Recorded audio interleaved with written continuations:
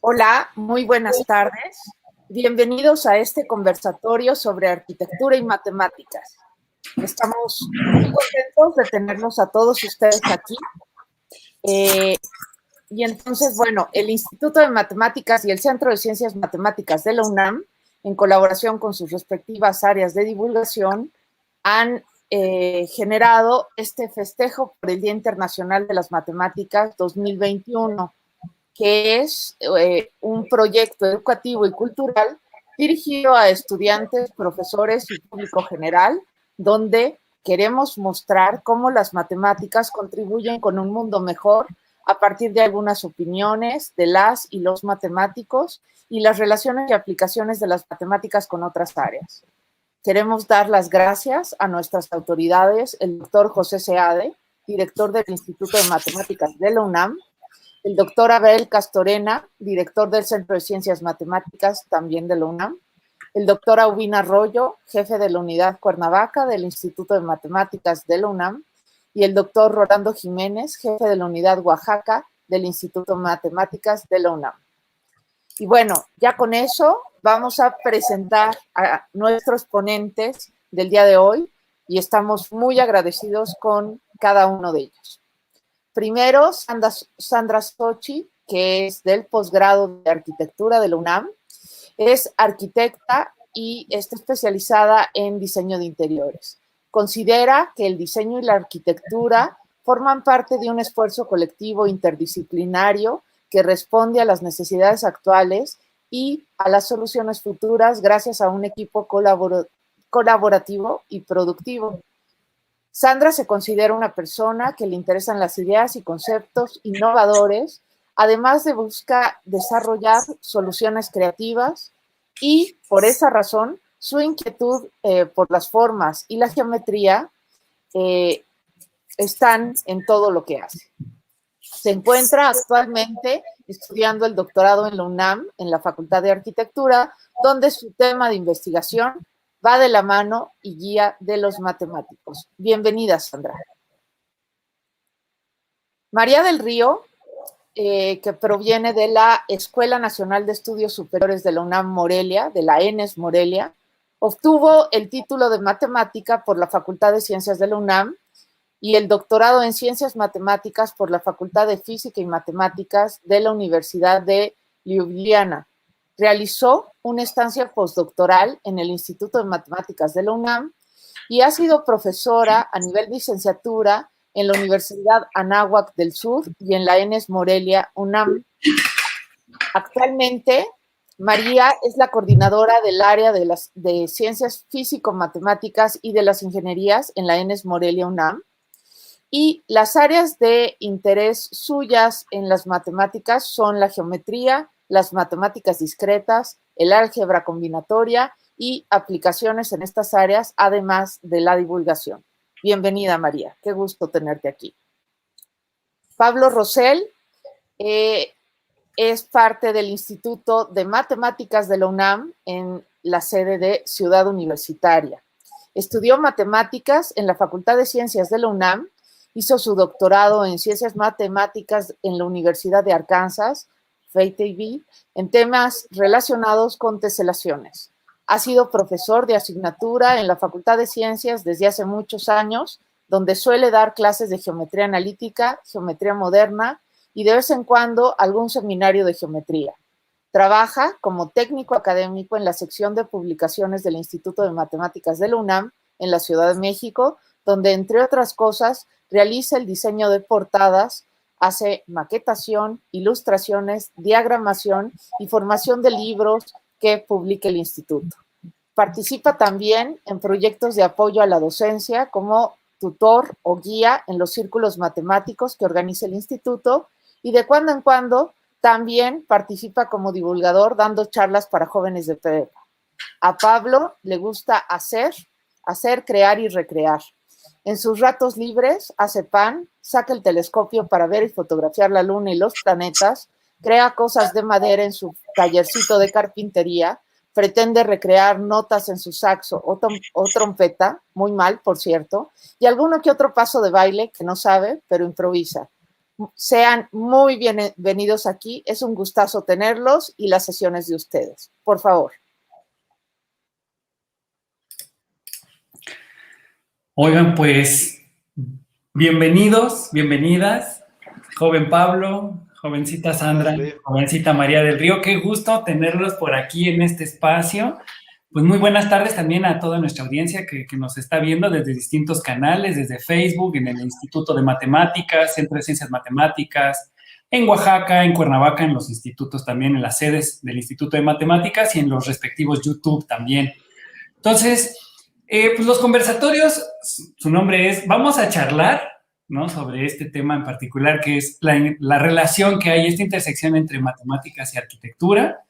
Aquí hay matemáticos y arquitectos y vamos a ver hacia dónde nos lleva esta charla muy amena. Recordarles a todos también los que nos están viendo que por favor pueden mandarnos sus comentarios y preguntas y tendremos un espacio para responderlos aquí entre los especialistas que están aquí al frente.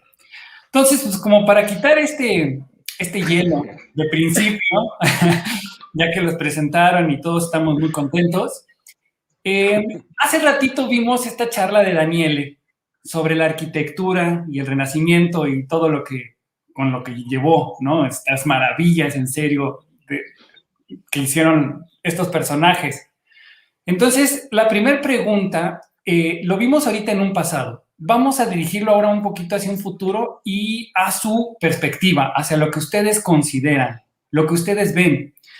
A la pregunta a la que voy es, ¿ustedes hacia dónde creen que va la arquitectura con todo lo que ha pasado en esta época moderna, con las tecnologías, todo? ¿Hacia dónde creen que va la arquitectura ahora?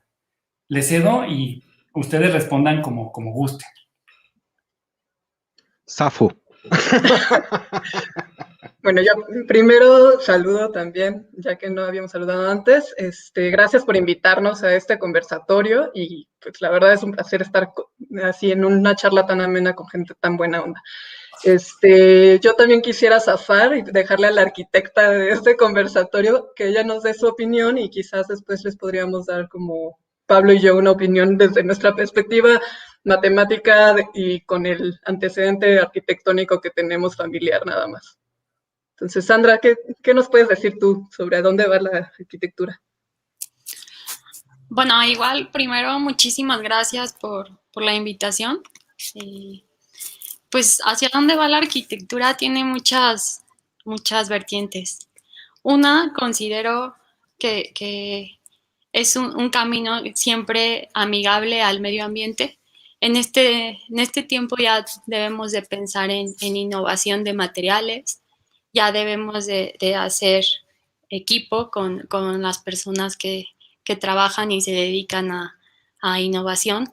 La tecnología va avanzando cada vez más. En ese sentido va el avance tecnológico en los softwares.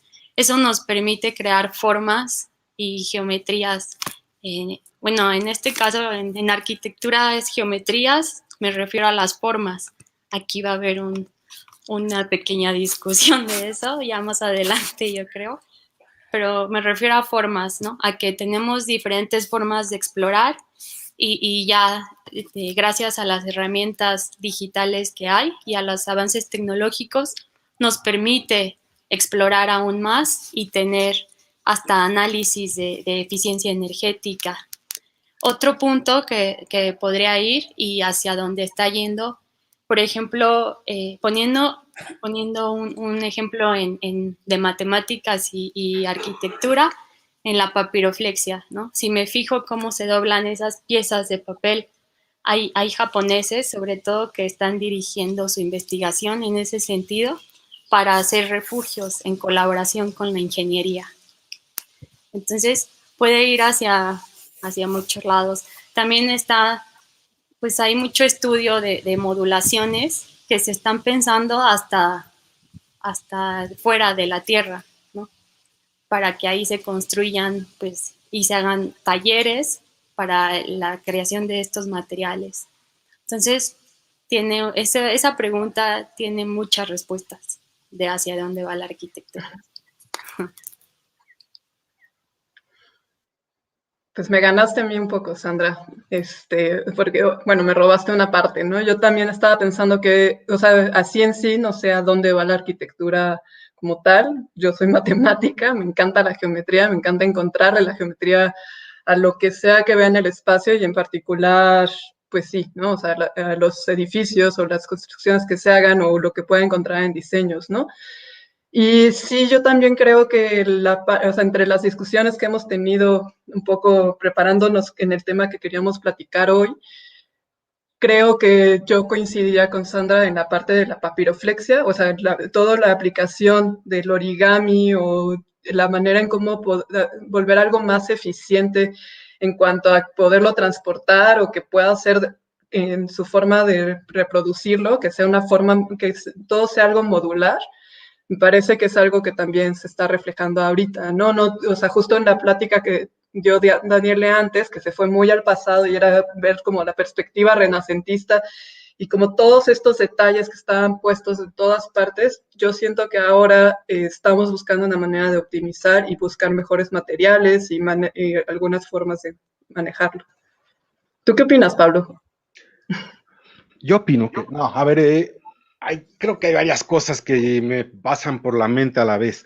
Una es, ciertamente, quisiéramos, por ejemplo, y cosa que ya se medio hace, pero pues esto irá evolucionando, justo cuando uno sale al espacio y quiere producir energía vía celdas solares, pues evidentemente no vas a sacar tu superficie del tamaño brutal para absorber energía solar, ¿no? Lo que haces es llevarte unas cosas dobladitas súper bien estructuradas, la trepas y pum, pum, pum, se desdobla y además se dirigen y cuantas cosas interesantes del diseño hay para, por ejemplo, hacer esto de las celdas solares, ¿no? En pues no sé, en estas estaciones espaciales y esas cosas, telescopios mismos, ¿no? Perdón, pésimo momento para accionar el teléfono.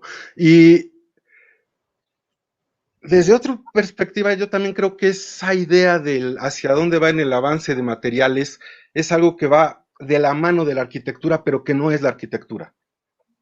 ¿Sí me explico? Yo creo que eso va más por diseño de materiales, que es algo más, quizás en institutos de materiales, en ingeniería, yo qué sé, que se van a aplicar a la nueva forma de hacer arquitectura. Y entonces, desde esa perspectiva, a mí también me gustaría pensar, ¿y qué demonios tiene que ver la matemática y la arquitectura, no? ¿O en qué relación tenemos nosotros como arquitecta, matemático? ¿Cómo vemos? ¿Qué relación vemos natural entre matemáticas y arquitectura? Yo creo que, perdón, pero preferiría desviar tantitito la plática hacia allá y regresar después hacia dónde va la arquitectura, porque creo que en particular Mayre y yo pues estamos bien cojos al respecto, digo, se nos antoja que pueda ir hacia allá, que podamos eventualmente meter yo que sé, una isla en la Luna o en Marte. Digo una isla, me refiero a que pues el resto es inhóspito, entonces necesitas una isla habitable, y para eso justo estas estructuras tipo papiroflexia o como le quieran llamar, que llegas, desdoblas y de repente ya tienes un albergue, pues está padrísimo, ¿no? Pero eso es más ciencia ficción que realidad, y que es futurearle a lo que uno se le antoja, ¿no? En cambio, de lo que sí podemos hablar, creo, es de lo que hemos vivido como matemáticos metidos en una familia de arquitectos, o como como arquitecta con intereses en este tipo de conceptos, ¿no? Entonces no sé si quieran que me suelte con mi rollito que se me había... Es que me quedé pensando como 3 semanas en lo mismo, entonces sigo pensando en este rollo. Por mí ¿Cómo sí se está relacionan? bien. No, pues por eso yo diría, en ese sentido está buenísimo. ¿Ustedes cómo ven entonces? ¿Cómo va respecto con la matemática? ¿Cómo lo perciben tal como lo plantea el joven Pablito? Y podemos, ¿no? O sea, como quien guste. También para que dejemos respirar al joven Pablo, ¿no? No, a mí me gustaría empezar a respirar ahorita, empezar a hablar. Venga. Y lo que pasa es que lo veo como... ¿No te apañas el micrófono? No, es un ratito nada más. Es que es esta idea de como multidimensional. Las matemáticas metidas en la arquitectura o la convivencia que hay matemática-arquitectura es, desde un punto de vista así súper obvio, ¿no? Este rollo de ver espacios y rellenarlos con una estructura, pues, para habitable o no habitable o ceremonial, por ejemplo, ¿no? Esto estaba pensando hace poco, cuando de repente se descubren estas zonas arqueológicas súper lindas, o lo que sea, pues, y tienes estas estructuras ceremoniales gubernamentales de piedra, eso no era lo habitacional, y entonces había que solucionar distinto tipo de cosas dependiendo del interés, ¿no? De las personas, pues, del pueblo. Y entonces, por un lado está hacer arquitectura como, provéeme un techo para no vivir con la lluvia y en contra de los elementos naturales, y la otra es provee poder, ¿no? O sea, haz tu centro ceremonial, haz tu centro gubernamental. Y ceremonial no tiene por qué ser religioso, aunque venga al caso. O sea, las grandes iglesias son grandes iglesias, ¿por qué? Pues porque está este gran Dios que te dice cómo debes vivir, ¿no? O te castiga. O está este centro ceremonial gubernamental súper chévere, donde te dice, güey, somos uno, vamos a acabar con el enemigo, ¿no? Y entonces esta idea de inyectar como patria, digamos, para ir a combatir también es bien padre. Pero son elementos distintos. Una cosa es el Monumento de la Revolución y otra es mi casa. ¿Sí? Una cosa es el Ángel de la Independencia y otra es mi maceta. Y una cosa es proteger mi baño contra la humedad y otra es tener mi estudio con pared de yeso. Entonces, a lo que quiero llegar es a que hay una multidimensionalidad, no en términos de geometría, pues no en términos espaciales, sino en términos de qué matemáticas se usan dónde en la arquitectura. Y una de ellas, la obvia, es la geometría. Y otra que hemos platicado, que eso creo que vamos a llegar más adelante, es la menos romántica, ¿no? Que es hacer cuentitas, hijo, porque hay que pagar material y hay que pagarle a la gente que trabaja en la construcción. Y eso también es parte de la profesión de la arquitectura. Y entonces ya le voy a parar ahí porque si no, luego dicen que me quedo un micrófono. No, adelante. Y tienen poder de réplica, por favor. Sandra, María.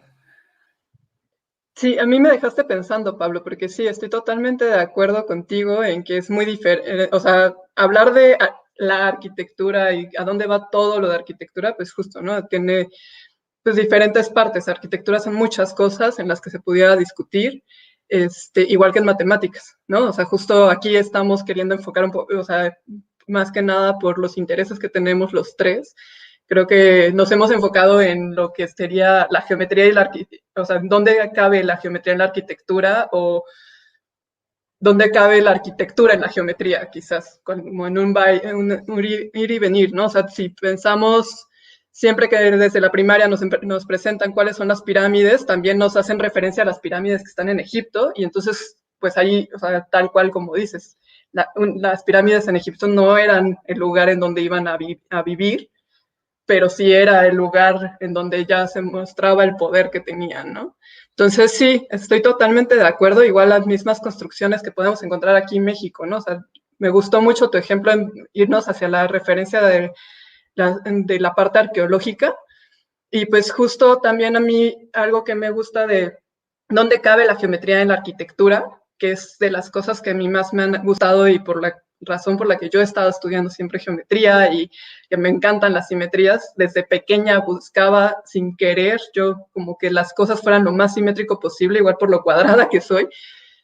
Pero justo hacer un viaje a España y encontrarme la Alhambra o ver imágenes sobre todos los frisos árabes que hay y esas columnas en la forma que las ponen también en la mezquita en Córdoba, o ese tipo de monumentos también que están, o ese diseño que se pone, también me parece que es una belleza, ¿no? Y justo encontrarme que al ver ese tipo de paredes con unos frisos, con diferentes figuras geométricas y que dice solo un cachito de eso basta para cubrir todo en una forma repetida, pues también soy apasionada de los rompecabezas, ¿no? Entonces, justo cuando yo doy algo de clase de geometría o de matemáticas, siempre procuro decirles, a ver, vamos a sacar, tenemos que entender primero cuáles son nuestras herramientas para después poder ir armando el rompecabezas, ¿no? O sea, tiramos las piezas sobre la mesa, empezamos a seleccionar ya sea pues, las orillas por colores, nosotros elegimos cómo y después es empezar a juntar. Pero también curiosamente un ejemplo que casi siempre uso es, no puedo empezar a armar un librero o no puedo empezar a construir una casa sin tener los materiales básicos y sin entender cómo funcionan, ¿no? Entonces, creo que trabajar en matemáticas, en dónde cabe también la matemática o qué relación habría, y creo que es algo que también íbamos a discutir, era como qué relación hay entre matemáticas y arquitectura desde nuestro punto de vista. No, no es que fuera que nosotros tenemos la idea, y es que desde mi punto de vista, pues justo necesita, o sea, en las matemáticas, tanto en las matemáticas como en la arquitectura, vas armando cosas, ¿no? O sea, las ideas se van construyendo. Ese eureka que de repente nos llega, también es ir construyendo y estar analizando qué va a pasar y como dónde poner la pieza sin ponerla a la fuerza, ¿no? Porque, pues, por un lado, si la ponemos a la fuerza, podemos quebrar algo más, o si nos falta una pieza y nada más le ponemos un parche, se nos puede tirar todo, ¿no? Y creo que también eso mismo, o sea, en esa percepción que podrías hacer en analogía con la arquitectura, creo que la encuentro también muchísimo en las matemáticas cuando creamos teorías.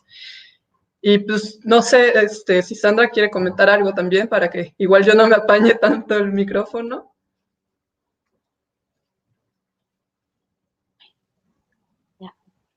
Pues para mí la unión que tienen está desde la concepción de cuando tú creas algo, siempre estás pensando pues cómo le vas a hacer, cómo lo vas a llevar a cabo, cómo se va a ejecutar.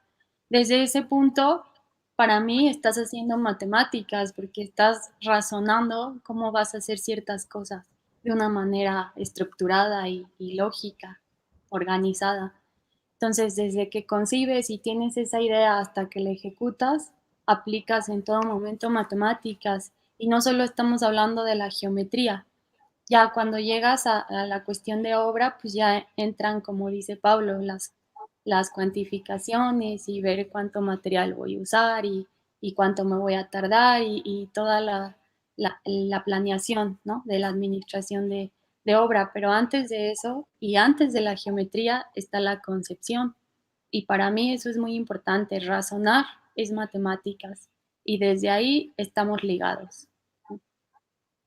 También, por ejemplo, hasta en los ejemplos que ponías de los mosaicos, ¿no? De que te gustan estos mosaicos, hasta para hacer un despiece de pisos en la casa o en donde sea, tienes que ver la manera más eficiente de ponerlo y desperdiciar el menos material posible. Entonces, para mí también eso es matemáticas, ¿no? Entonces, aprender a pensar es matemáticas, ¿no?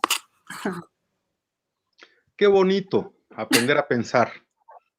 Y pensar, ¿no? Ya eso es ejercicio suficiente. Otro detalle ahí también en cuanto a la funcionalidad, ¿no? Eso es algo sumamente importante. O sea, vamos, lo que hemos también medio discutido alguna vez es esta idea de,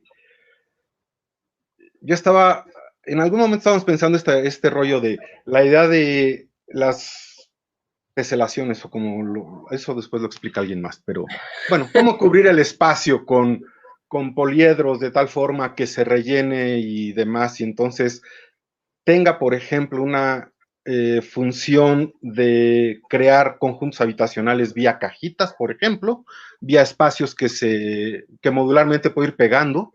Eso está bien padre. Pero la parte de los mosaicos a mí me parece fundamental también, cosa que en un principio yo mismo me contradije hace tiempo. Esta idea por eso dije lo de la diferencia entre el baño y el estudio, ¿no? En el baño uno quiere cubrir su pared con algo que la vuelva impermeable, para que no se te pudra, para que no se te hagan hongos, para que no se te vaya cayendo poquito a poco, ¿no? Y entonces en el baño y en la cocina es clásico que tienes una pared con mosaiquitos que están hechos de cerámica vidriada o como se llame para que sean resistentes a la humedad. Padrísimo. ¿Y por qué no meter un mosaico completo? O sea, es decir, en lugar de hacer mosaiquitos, es decir, en lugar de cubrir tu pared con cuadritos o rectángulos o triángulos o lo que se te ocurra que cubra la pared, lo cual es un área muy interesante de estudio, por cierto, ¿por qué no cubrirla con un mega mosaico y se acabó? ¿No? Y digo, ¿qué es lo que pasa? Pues que no funciona por dos simples razones. Una, porque pues, transportar ese mosaico no es fácil. Y segunda, porque pierde rigidez tu pared, ¿no? Pierde ni siquiera rigidez, más bien gana rigidez, pero pierde flexibilidad, ¿no? Entonces es un problema. Lo mismito con el despiece de los, o sea, así como el despiece que decía Sandra de los pisos, pues hay que hacerlo en las paredes, es básicamente la misma idea cuando uno quiere tapizar la pared, ¿no? Y esa idea de crear esas estructuras para proteger la pared o el piso, en automático llega la parte artística. ¿Por qué no? Digo, caramba, somos humanos, nos llega la parte estética y dice uno, bueno, ¿qué tal que en lugar de cubrir con todos estos cuadritos blancos, pues les metemos colorcito, les metemos diseñito, les metemos cambio de formas, etcétera? Y entonces ahí entra una parte muy linda donde se vuelve a vincular la geometría con la geometría específicamente, la parte de teselaciones, con la arquitectura, ¿no? En términos de diseño, sobre todo. Pero a fin de cuentas viene de una raíz fundamental que es, quiero que mi baño dure más de lo que duraba sin cubrirlo, ¿no? Entonces está esta parte funcional que creo que también uno no debería perder de vista, pues, o sea, está padre soñar, pero también hay que hacer las cosas duraderas, al menos lo suficientemente duraderas para una vida, ¿no? Y Sí, ya. yo estoy de acuerdo. Estoy también un poco leyendo algunos comentarios que nos están poniendo que me parecen, o sea, justo coinciden, ¿no? Hay uno que me gustó mucho y que nos dice que esperemos hablemos de eso. La verdad es que no sé qué tanto vayamos a poder abarcar el de Raquel López, pero el último que acaba de pasar de José PM, que nos dice, la relación entre arquitectura y matemática va más allá de realizar presupuestos, está en casi todo pensar el espacio con base a la geometría, las formas físicas, lo material como la luz. Y pues sí, ¿no? Precisamente eso es de lo que estábamos hablando al inicio, ¿no? O sea que Pablo mencionó como que pues está por dos lados, ¿no? Está el lado de buscar así cómo está construido en la forma geométrica, y también está en la parte administrativa de tener que hacer cuentas y tener que ver de cómo pagar la raya, de cómo hacer el presupuesto necesario para que pueda salir en el tiempo, forma y con el presupuesto que tiene el cliente. Pero sí, justo creo que aquí nosotros nos enfocamos, o sea, estamos conscientes de que hay diferentes formas, pero me gusta el comentario de Raquel en el que justo nos decía que actualmente están sugiriendo nuevas líneas de investigación en arquitectura enfocada al diseño por algoritmos. Entre ellas destacan la exploración de superficies mínimas como las de Frey, Otto, Félix Candela, y actualmente se busca en la termodinámica. Otra que cabe mencionar es la teoría de grafios para buscar la ruta mínima en la fabricación de elementos arquitectónicos, el diseño generativo para encontrar la optimización, entre otras. Espero puedan hablar al respecto. Aquí, no sé, Raquel, si eres matemático, si eres arquitecto, si estás haciendo las dos cosas, si tienes familia de las dos disciplinas, porque si mencionas diferentes cosas que sí son muy puntuales y que además, de hecho, coinciden mucho con áreas de investigación que yo hago, como la teoría de grafos. Hay algunas cosas de geometría. Félix Candela y Frei Otto fueron otras personajes que mencionamos en algún momento. Lo que a mí me gustaría mencionar es que también justo en la parte de investigación arquitectónica enfocada al diseño por algoritmos, no sé si ahí, por ejemplo, están los programas de diseño paramétrico que tienen en arquitectura, que yo alguna vez dije, a ver, pues como geómetra y que también me gusta buscar formas y quisiera modelar, quiero ver qué son estos programas de diseño paramétrico, y me llevé una sorpresa de que el parámetro o este concepto de parámetro para los arquitectos es diferente que el que tenemos los matemáticos, ¿no? Al menos en ese programa. yo esperaba una cosa completamente diferente, esperaba meterle unos parámetros que no son exactamente, y me pareció bastante interesante también ver ese punto de vista, ¿no? Que creo que va un poco con lo que decía Sandra, de que para los arquitectos la geometría es una cosa, cuando para mí como matemática es otra cosa, ¿no? Para mí la geometría no es necesariamente solo búsqueda de formas, hay diferentes geometrías y diferentes estudios del espacio y cómo encajar ciertos grafos y figuras ahí también. Nada más quería como retomar para que no nos perdamos los comentarios. Y está buenísimo, justo con lo que comentaba ahorita Requiem López. Tú, Sandra, desde la perspectiva arquitectónica, porque ya nos dio María desde su perspectiva matemática esta intersección, y de estos personajes que han sido célebres en la arquitectura, ¿no? Como Félix Candela, nada más por mencionarlo, ¿sí? ¿Tú cuál ha sido esta intersección en la matemática? O sea, ¿qué te atrajo? ¿Por qué te llevó a esto? ¿Y cómo ves tú este desarrollo desde la matemática en tu área, que es la arquitectura y el diseño y la búsqueda de formas? Bueno, hablando de una cuestión paramétrica, ya los programas, ya hay muchísimos como Rhino, que está dentro de Grasshopper, que nos permiten esas formas paramétricas de introducirlas y de ir explorando estas formas, ¿no? Y formas que antes, pues, se tenían que hacer casi bueno, estamos hablando de muchos años atrás, a lápiz y así a mano. Ya ahorita puedes generar esas formas más complejas y eso hablando de programas, y ya hay muchísimo abanico de programas y esto está evolucionando mucho. Y es por eso que decía que en un futuro esto nos va a permitir todavía entrar más a detalle a este tipo de formas. Entonces, esto va siempre como de la mano en la geometría y arquitectura. Ahora, ¿qué me llamó la atención? A mí siempre me ha llamado la atención pues, la geometría, sobre todo la descriptiva. Yo sé que María dice que hay diferentes tipos de geometría. En arquitectura se podría decir que se utiliza la geometría descriptiva, la geometría euclidiana, la perspectiva. No sé si sean adentro de, ¿no? Pero siempre me ha llamado la atención estas formas y sobre todo las teselaciones. Eso fue lo que más me llamó la atención en la investigación. Estos patrones que se van repitiendo, que yo en algún momento, cuando hice en la escuela un trabajo escolar, que era un despiece de pisos, dije, si yo hubiera sabido cómo acomodar bien una pieza, me hubiera ahorrado muchísimo trabajo. Y pues es algo que se hizo de una manera más casi artesanal, pero sí considero que si aprendes geometría, si sabes las reglas, si sabes aplicarlas, si estudias en eso y lo aplicas, es mucho más eficiente y se hace más fructífero el proyecto. Creo que es súper importante que sea interdisciplinario ya todos los proyectos que hacemos y trabajar justo en equipo, cada quien con sus áreas. Justo aquí mencionan algo, salieron unas palabras interesantes que quisiera ver si pueden ahondar un poquito más.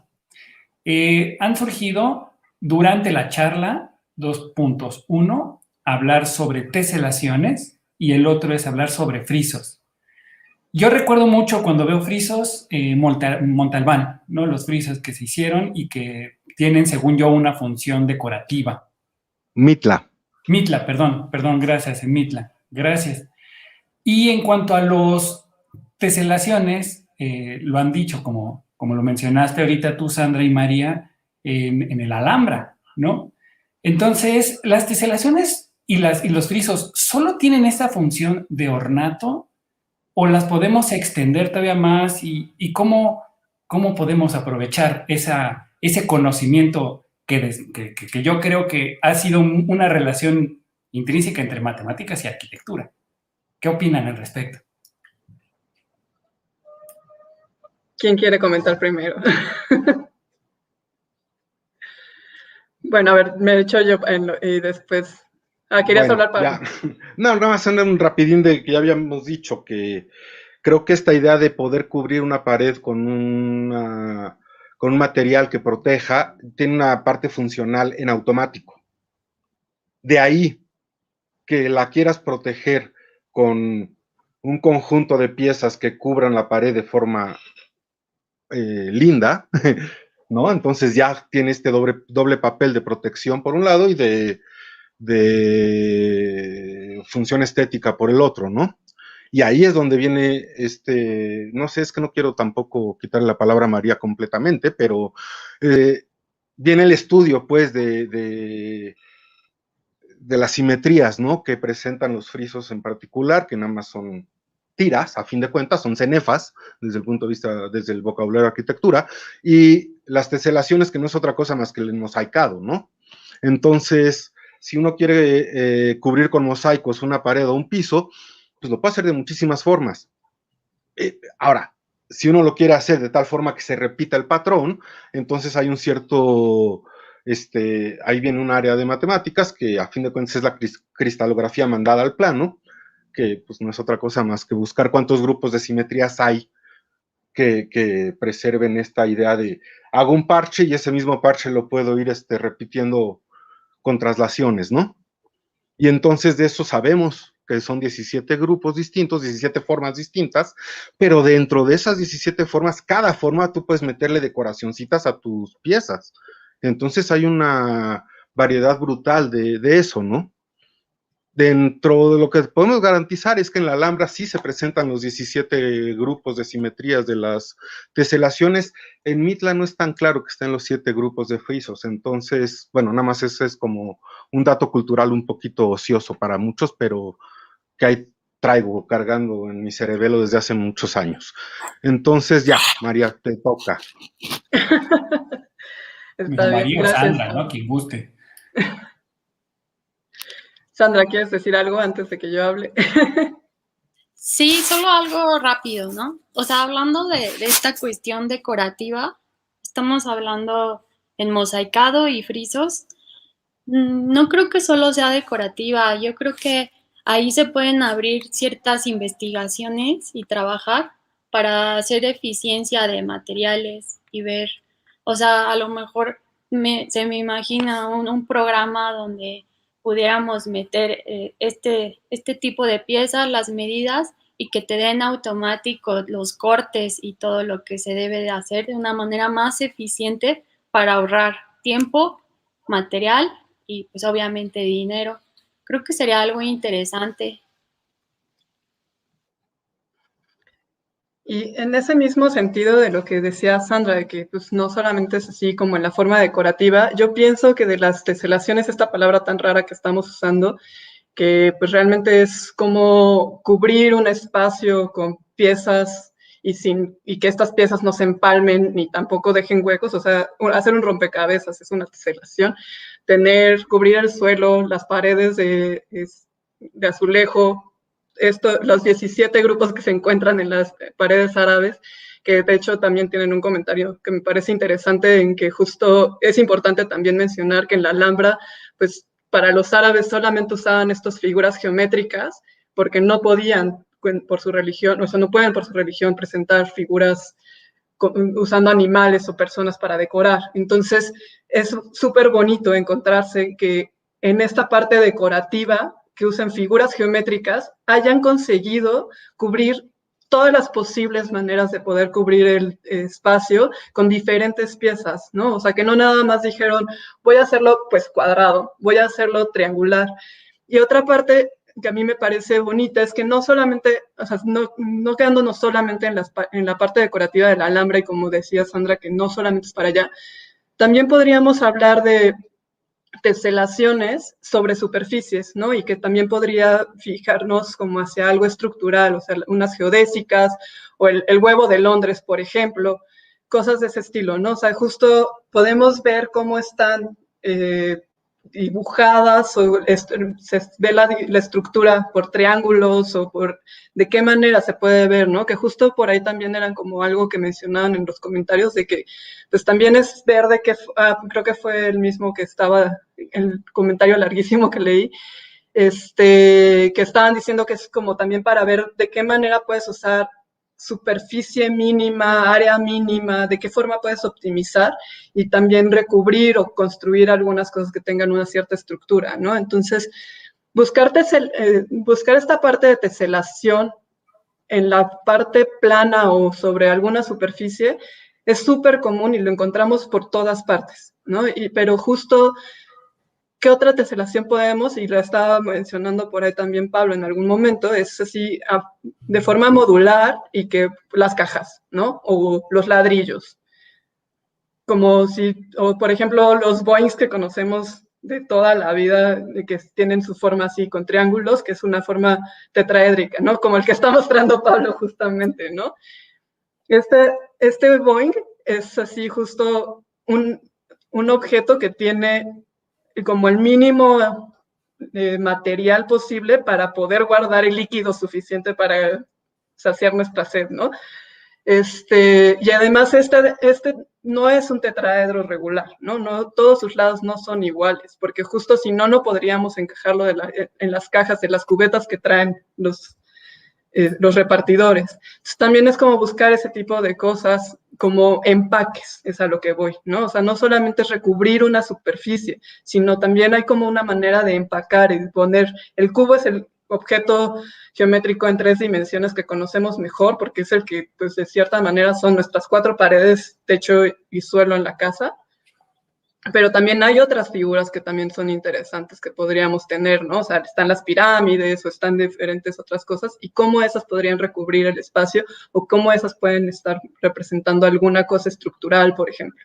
Son de las preguntas bonitas que también a mí me gustan y por las cuales también ahora estoy trabajando con Sandra en su doctorado, en el que sí nos gusta como ver cómo se pueden ver estas aplicaciones geométricas o estas figuras de las que yo conozco cómo funcionan estructuralmente, o sea, bueno, como geométricamente, y ella podría buscarle la forma o el espacio que se haya interpretado ya en la arquitectura. Y aquí viene una pregunta interesante que cabe a colación, yo creo, porque estamos hablando de esta, ¿no? Teselaciones y frisos. Y una pregunta que nos hace aquí Bernardo es, ¿todo patrón repetitivo es una teselación? Y bueno, se los dejo a ustedes porque ustedes son los especialistas. Pues yo podría contestar que, o sea, justo habría que revisar qué patrón estamos hablando, ¿no? Ahorita nosotros estamos hablando de un patrón geométrico. Entonces, también, por ejemplo, y repetitivo, pues depende también a qué te refieras con repetitivo, ¿no? Porque justo hay diferentes tipos de teselar y de cubrir el espacio. O sea, está tan simple como puedes tener un rompecabezas que todas sus piezas buscaron que fueran diferentes, y entonces ahí no se repite ninguna pieza. Pero eso también es una teselación. También está la teselación de Penrose, que solo son 2 piezas y de cierta manera tiene una regla de pegado en la que se pueden repetir algunas formas, pero no se ubican no se ubica de todas formas, como en todo el plano que se llene, no se ubica exactamente la misma forma, ¿no? O sea, esas se llaman, por ejemplo, teselaciones aperiódicas. Entonces, tenemos las teselaciones periódicas y las aperiódicas. Las periódicas son las que podemos hacer como una rotación hacia los lados, como tendríamos con la cuadrícula. Y entonces, en la cuadrícula misma, yo les comentaba el otro día que yo de chiquita, a mí ver las albercas con estos cuadritos tan chiquitos, decía qué flojera para el albañil que tuvo que poner todos estos cuadritos y de qué manera lo hizo que pudieran quedar todos tan alineados. Y después descubrí que hay toda una pieza de cuadritos, que es un cuadro más grande, que pegan y esos son los que pueden alinear, ¿no? Pero es una pieza que también tiene como esta flexibilidad, este movimiento que podríamos tener. Entonces, justo depende cuál es nuestra pieza, ¿no? Si nuestra pieza puede ser este cuadrado de cuadritos o puede ser el cuadrito solito. Entonces, hay diferentes ejemplos de teselaciones, pero sí. Sandra, ¿qué decir? Algo importante y es como una regla así de las teselaciones, pues no todo patrón que se repita puede ser una teselación también, porque algo característico es que no deje huecos y que no se encimen. Entonces, si no se enciman y no dejan huecos y llevan una base, pues sí es una teselación.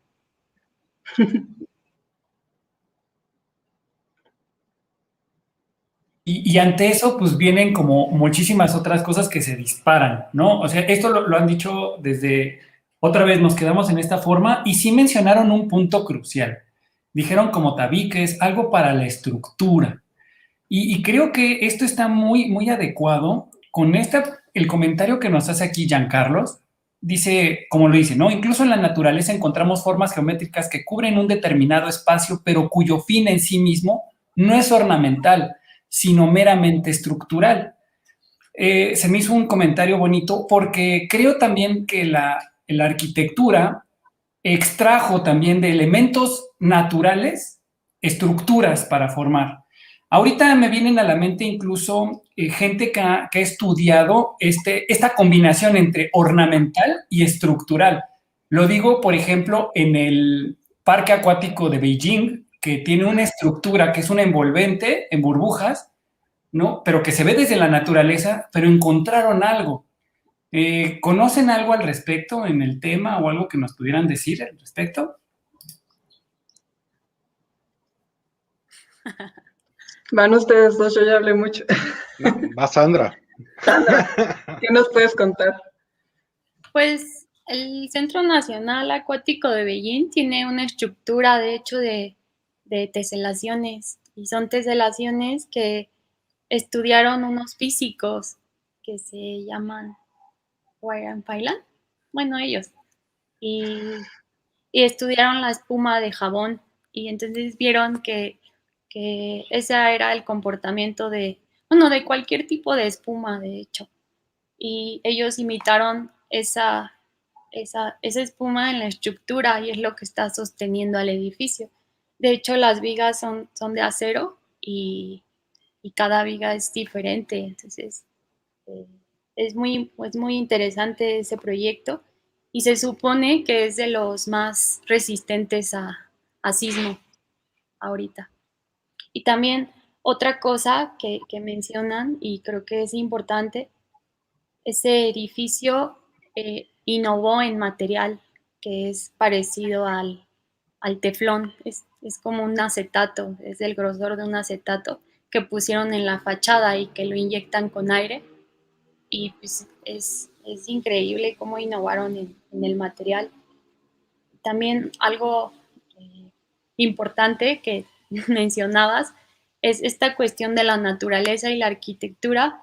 Ahí entra parte de la biomimética. Entonces es imitar a la naturaleza para no afectarla tanto y aprovechar, estudiarla y hacer proyectos también con ese tema es muy interesante. ¿Algo que desean agregar más respecto a esto? O por ejemplo, joven Pablo, también respecto a las estructuras y esto que tú mencionabas. Hay un comentario que va ligado también con la geometría estructural, pero puesto como en la ingeniería, ¿no? Aquí nos dice Saúl SP, ¿creen que podrían hablar sobre la geometría? En los últimos años se están haciendo muchos puentes o techos con muy poco material, puesto que solo se ocupa en el camino por el que van las fuerzas. Además, son muy resistentes por su geometría. Esto me trae a la mente una cosita, ¿no? Para empezar, recuerdan el Estadio Olímpico de Múnich para lo que se hizo para celebrar los Juegos Olímpicos y que fue una de las primeras velarias que hicieron, estas velarias, estos tendidos, estos como techos, y copiaron, justo me voy sobre la línea que decía Sandra, las estructuras mínimas, superficies mínimas. Entonces, ahorita esta parte también para construir puentes o algunas otras estructuras, como techos también, trata de buscar eso. ¿Ustedes creen que estas estructuras, estos estudios nos pueden llevar a generar formas así inimaginables que sean sostenibles en el mundo físico? ¿O qué limitantes podemos encontrar ahí también?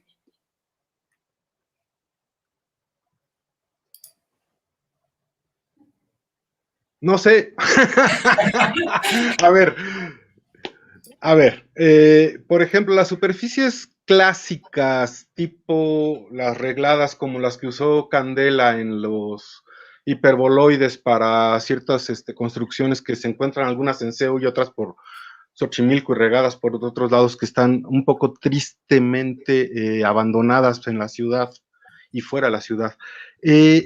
Una de las cosas bien interesantes de esas superficies es que permiten tener estos volados enormes, ¿no? Sin columnas, que además usan muy poco material porque precisamente compensan las fuerzas, ¿no? Todo el tiempo, actuando ahí junto con la gravedad. Entonces son superficies que para techos, otra vez lo que insisto, muy volados, son muy prácticas. Ya hay un detalle que no acabo de entender en términos de habitacional, ¿no? Por ejemplo, el techo de Múnich es padrísimo, el que está encima del instituto es padrísimo para ir a echarse un café. Yo no creo que pueda aguantar una noche o de frío o de calor allá adentro, porque pues, precisamente una cosa es ahorrar material y otra es hacerlo más o menos térmico, ¿no? Entonces ahí todavía estamos en pañales en otro tipo de situaciones, pero sí para el diseño de superficies donde se use poco material y depende otra vez cuál sea el interés que tenga uno en el uso de él, ¿no? Por otro lado están las clásicas estructuras que otra vez, ¿qué es mejor y qué es peor y por qué se va a usar y por qué no? Pues todo depende del diseño, ¿no? Estaba yo pensando en arcos. O sea, ¿qué tan fácil es hacer una catenaria volteada? Digo, porque a fin de cuentas, la gracia de la catenaria es, sin meter ecuaciones, es clava dos cosas, o toma una cuerda y cuélgala de 2 puntos, la curva que se obtiene es una catenaria, punto. Que tenga que ver con el coseno hiperbólico, no me tienes sin cuidado ahorita. Tienes esta curva así. Si la volteas, te da una estructura padrísima, ¿no? Si pudieras unir esos arcos como muy a la romana, ¿no? Poniendo piedritas así hasta hacer la catenaria completa, tienes unas estructuras muy rígidas como última parte, pero pues si a esa catenaria tú le quieres poner un piso encima, pues ¿cómo le haces? O sea, necesitarías otra vez una estructura, pero en el último piso sí podrías poner sin problemas usar estos arcos tipo catenaria que usaba Gaudí, o usar un arco circular clásico romano, que no tiene nada de malo, simplemente uno solito no es tan resistente como una catenaria. O un arco maya, ¿por qué no? ¿Cuál es la funcionalidad? Pues, otra vez, parte digo, se sabe, ¿no? Que el arco maya también es sumamente resistente y no es un arco curvo, es un arco plano, pues, ¿no? Que es así. Entonces, el estudio de la resistencia a materiales yo creo que depende, por un lado, del material que se va a usar y por otro lado, cuál es la funcionalidad, otra vez, que se quiera tener para ese techo que... Digo, estoy pensando en techos, pero puede ser para el espacio completo, pues, que uno quiera habitar o no habitar o usar para un cierto propósito, ¿no? Entonces, la parte estética y la parte funcional yo no las puedo separar porque pierden sentido, pues a mí no me puedes hablar de, puta, pon este techito y ya quedó, pues no, porque ese techito no me sirve porque me llueve y me da frío, hijo, aunque me cubra de la lluvia, ¿no? Entonces hay que mantener siempre el equilibrio entre la parte funcional, la parte estética y el material con el que se cuenta. Y ya. Bueno, algo importante que veo que dicen que comentan mucho de Zaha Hadid. Zaha Hadid era pues una arquitecta que tenía y utilizaba muchas formas paramétricas, era arquitectura paramétrica. Y eso es gracias a los avances de los softwares. Ustedes les meten ciertos algoritmos y van generando estas formas. Y ahí también entra eficiencia energética, eficiencia de materiales y la exploración de estas formas para nosotros, de estas geometrías nuevas, ¿no? De estas formas. Entonces, Zaha Hadid también es un buen ejemplo de una arquitectura actual y que ya ha evolucionado mucho desde la antigüedad hasta ahorita y hasta dónde ha llegado. Entonces es muy bueno que vean el trabajo que ha hecho ella y todas las cosas que ha generado. Es interesante. Sí, yo también, ojalá pudiera hablar más de Zaha Hadid. O sea, justo mencionaban en los comentarios que es alguien que además de arquitecto también estudió matemáticas.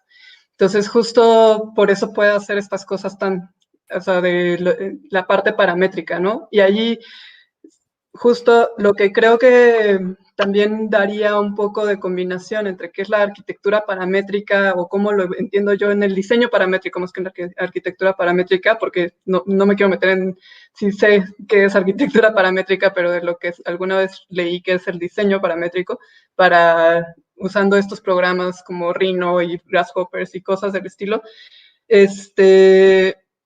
Justo el poder tener estas piezas, y ahí justo Zaha Hadid estaba ahorita viendo a ver si podía encontrar alguna imagen, y encontré un montón, en las que también tiene algunas partes que se ven unas teselaciones, ¿no? O sea, que también de alguna forma no son el cuadrado tal cual, sino se ven algunos otros rombitos o que sean como más unos papalotes.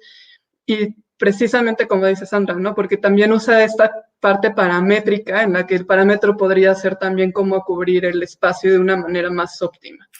Entonces, sí, creo que ahí justo estamos como redundando todo el tiempo en que encontramos a las matemáticas en la arquitectura cuando estamos buscando optimizar. Estamos buscando optimizar espacio, materiales, y de alguna manera en la que sea algo, no solamente que se vea atractivo a la vista, sino que también sea funcional y que no se nos vaya a caer, ¿no? Y que sí podamos también ver en la estructura que puede funcionar. Tengo un amigo que también tiene una habilidad para diseñar cosas de que solamente cortando una lámina de madera pueda hacer diferentes piecitas, optimizando su material. Entonces, en la misma lámina de madera trata de sacar todas las piezas y luego hace unos diseños de unas mesas y otros tipos de estructuras súper bonitos, ¿no? Entonces, como que justo también lo podemos encontrar, o sea, los arquitectos, además de los edificios y casas, también buscan esta parte interior y que también sea orgánica, ¿no? Inspirada quizás también en muchas cosas de la naturaleza, por ejemplo, y ahí podemos encontrar diferentes formas que también, como dice Pablo, fuera de decir, bueno, ¿cuál es la función que me da esto? Pues también en cuál es la practicidad que está hecha, ¿no? De cómo se construye. Entonces, por ejemplo, lo de las catenarias me parece un ejemplo también súper bonito en cuanto a lo que hace Gaudí, por ejemplo, o sea, a mí el ver que ponía sus cadenas colgando por todas partes y luego poner nada más el espejo y decir, esto es lo que quiero construir, lo que se está reflejando en el espejo es lo que quiero construir y ponerlo para acá, y que eso sea una estructura que pueda aguantar, así me pareció como una de las aplicaciones desde ingeniería, arquitectura, que me parece muy interesante también. Y rápido, una observación, ahorita que estabas pasando la imagen de la estructura esta de Candela, que creo que esa es la que está en Xochimilco, y lo que mostraron hace ratito de Zaha Hadid, la idea de estos estructuras como techos curvos, que son preciosos, nótese que con Candela eran vaciados de concreto, o no, de cemento, lo que sea. Y ahorita, precisamente con este rollo de los programas paramétricos que usan Sandra, poder permitir, por ejemplo, saber que basta con cierto número de piezas estructurales, pues son piezas, no son piezas de este tamaño, son piezotas, pero no importa. Como el edificio Jumex y el edificio que hablaba María, ¿no? En Londres, el huevo. Esa idea de poder generar la superficie o cubrir la superficie, depende si es vidrio o es estructura, con piezas que se ensamblan y dan como resultado la aproximación a la superficie suave que se hacía pues un poco a lo salvaje con antes, ¿no? Echando el cemento, colando, pues.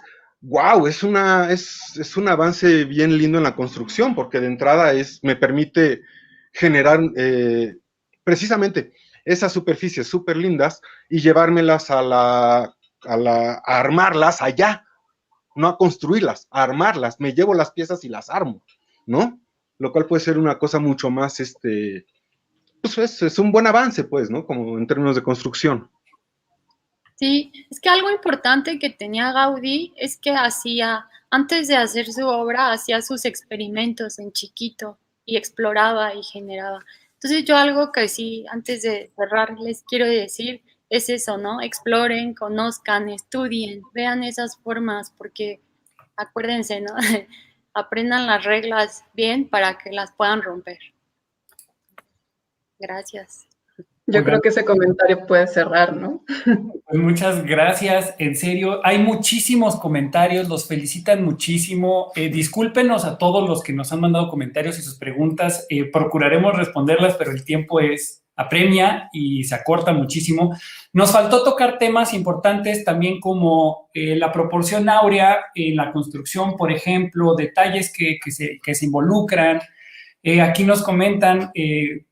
hay muchísimas, o sea, podemos seguir aquí y sería un mundo, es maravilloso. Tuvimos muy poco tiempo, yo creo que podríamos mínimo quedarnos unas 5 horas platicando. Hay muchos comentarios, en serio les agradecemos muchísimo su atención, que hayan estado con nosotros.